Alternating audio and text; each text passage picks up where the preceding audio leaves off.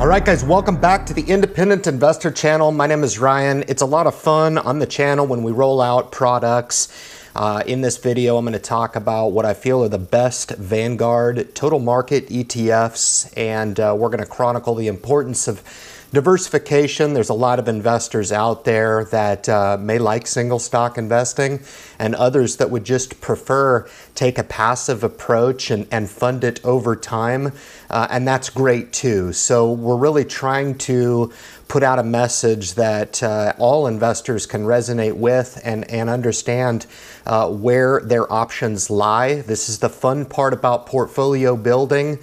So I'm going to use M1 Finance for this review, and we're going to talk about the 6 Vanguard ETFs that I feel are probably deserving of the most attention from the investor community.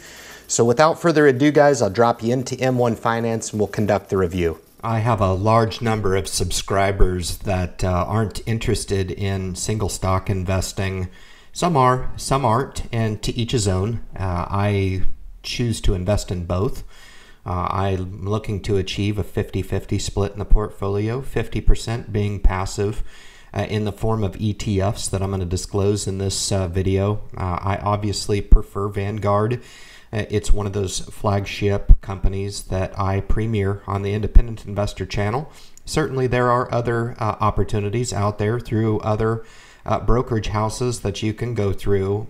These products are going to be extremely similar in nature, extremely similar with regard to their expense. You do, in fact, want to do your due diligence in comparing the expense ratio. You can see here the average expense across these products that I'm rolling out for you guys in this video is 0.08, so absolutely acceptable from a passive perspective.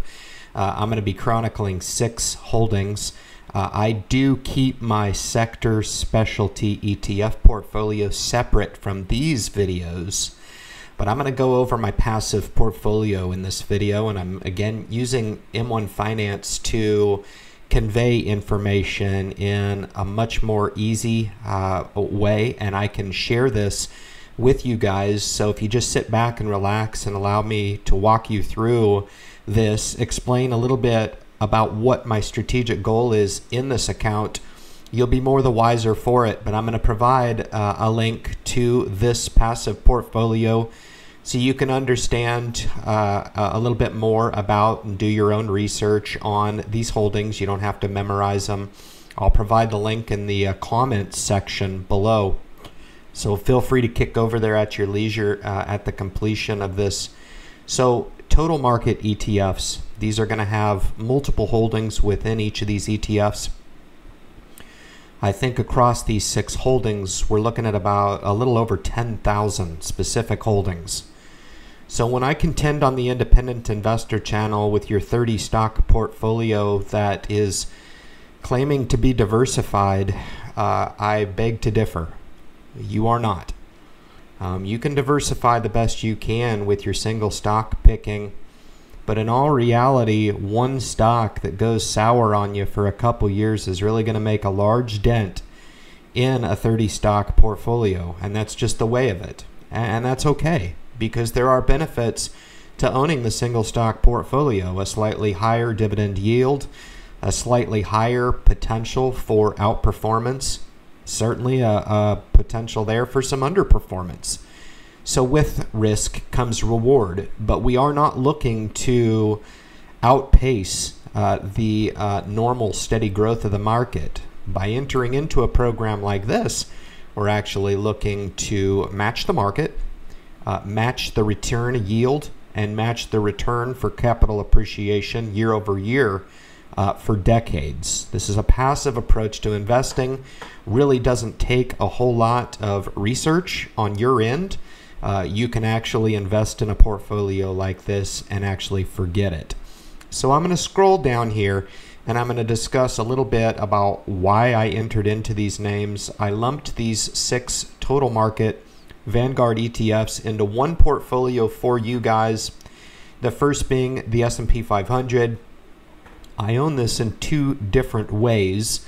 I do own the Vanguard's VOO in one of the Roth IRAs. So these are not held in one account. These are actually spread across 2 accounts. So these are split between my Roth IRA and my wife's IRA respectively. So you can kind of see here, you might say, well, Ryan, there's some redundancy between VOO and VYM. I'm very aware of that. These are held in different accounts. Where I don't own the VOO in my account, I do own some S&P 500 exposure in my TSP, which is like my 401k employer-sponsored retirement account. So you can kind of see some of the method to my madness. I wanted to get my wife some exposure here. I've adjusted the target allocation to closely reflect what size of a holding we're looking at here. So for example, the VOO right now is a pretty good size holding at about a little over 28,000 in here. It's a 100 share position in her account. And then VYM in my account is just a little shy of 20,000. I believe that's a 242 share position in VYM. That was aimed at getting me some dividend appreciation in mine, as well as seeking the diversification that I alluded to at the top of this video. VEA is a developed markets. It's European markets. This one is the second largest of the two with over 3,800 holdings in this. So I would compare this to the VTI here domestically, total market. This is the comparable product for European and developed markets, okay? And then right below that, we've got VYMI, which is the Vanguard's high dividend yielder for international. So these two held together, the VYM and the VYMI, really round out my total market dividend ETFs in my portfolio. Gives it a nice boost. I've adjusted this to reflect the total overall holdings, and these might be off a little bit. Don't quote me on these. This was a little bit tricky to get this right, but VYMI, we're looking at about a little over $5,000 in that position there. VBK is the favorite of the two that I do own. VBR is the value. I probably could do a little work on that and probably just take the Vanguard's mid-cap ETF and add that instead of holding 2 small cap, 1 growth, 1 value. But I lumped these two together just for demonstration purposes. The VB is the blend between the two, growth and value. You can go that route, that's for sure. Remember, these videos aren't made for hard and fast go out and rush and dive into these names. These are more structurally driven, so people can really understand and enjoy how I seek out my performance and why. And year-over-year performance through diversification with a competitive yield really is the takeaway from these Vanguard ETF videos. There's no other reason. And then finally, the VWO is actually the largest of these ETFs. It's actually performed very, very well. It gets me some unique exposure. I don't think I have a whole lot in this, just a little over $3,000 here in VWO. It's got a little over 4,000 holdings in here. So some really interesting exposure there. It's a buy and forget it type of holding, to be honest with you. It does pay a pretty good dividend here, as all these do. Average yield on this 6 holding portfolio is almost 3%. So competitive.